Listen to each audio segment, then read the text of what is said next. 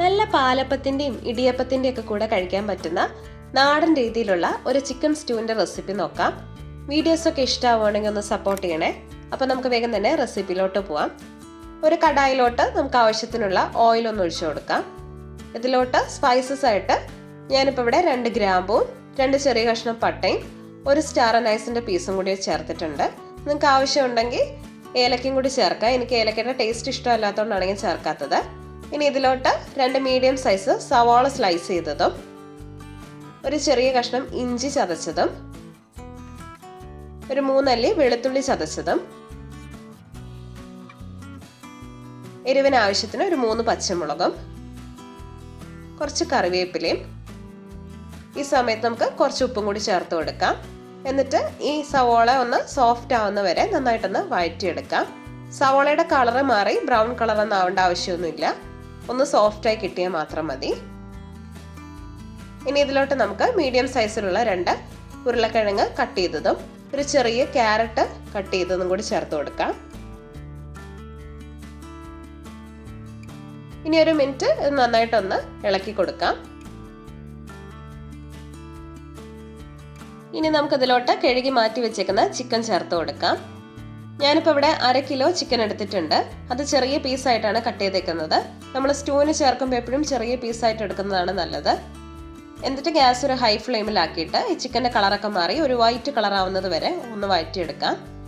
ഇനി ഇതിലോട്ട് നാളികേരത്തിൻ്റെ 2ാം പാല് ചേർത്ത് കൊടുക്കാം. ഒരു മീഡിയം സൈസിലുള്ള നാളികേരത്തിൻ്റെ 1 മുറിയുടെ പാലാണ്. അപ്പോൾ അത് 2 കപ്പൊക്കെ കാണും.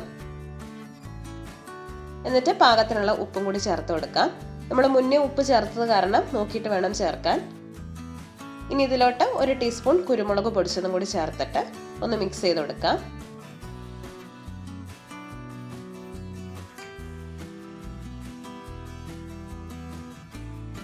ഇനി ഗ്യാസ് ഒരു ലോ ടു മീഡിയത്തിൽ വെച്ചിട്ട് നമുക്കൊരു 10-25 മിനിറ്റ് ഇതൊന്ന് കുക്ക് ചെയ്തെടുക്കാം.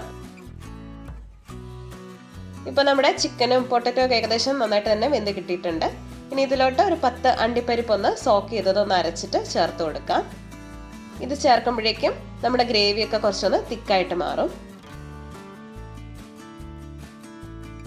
ഇനി ഇതിലോട്ട് ഒരു 1/4 ടീസ്പൂൺ ഗരം മസാലയും കൂടി ചേർത്ത് കൊടുക്കാം.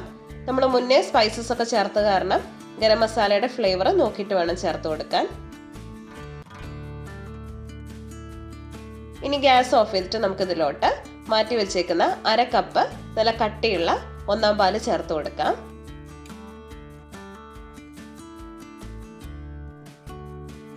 നമ്മൾ കാഷ്യൂ പേസ്റ്റ് ഒക്കെ ചേർത്ത കാരണം ഇരിക്കുമ്പോഴേക്കും കറി നന്നായിട്ട് തന്നെ തിക്കായിരിക്കും. ഇനി ഇതിലോട്ട് വറുത്തിടാം. അതിനായിട്ട് കുറച്ച് നെയ്യ് ഒഴിച്ചിട്ട് അതിലോട്ട് കുറച്ച് ചെറിയുള്ളി അരിഞ്ഞതും കുറച്ച് കറിവേപ്പിലയും കുറച്ച് കാഷ്യൂ നട്ടും കൂടി ചേർത്ത് കൊടുക്കാം. ഈ ഉള്ളിയുടെ കളറൊക്കെ മാറിയിട്ട് ഒരു ലൈറ്റ് ഗോൾഡൻ കളർ ആകുമ്പോൾ നമുക്കിത് സ്റ്റൂവിലോട്ട് ഒഴിച്ചു കൊടുക്കാം.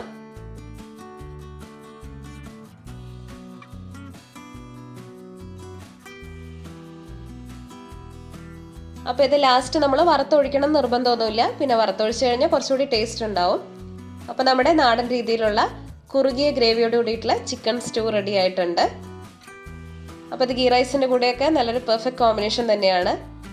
അപ്പോൾ എല്ലാവരും ഒന്ന് ട്രൈ ചെയ്ത് നോക്കൂ. ക്രിസ്മസിനോ അല്ലെങ്കിൽ എന്തോ ഒക്കേഷനോ ഉണ്ടാക്കാൻ പറ്റിയ റെസിപ്പിയാണ്. അപ്പോൾ എല്ലാവരും ട്രൈ ചെയ്ത് നോക്കിയിട്ട് ഫീഡ്ബാക്ക് അറിയിക്കും. അപ്പോൾ നമുക്ക് പുതിയ വീഡിയോ ആയിട്ട് കാണാം. Thank you.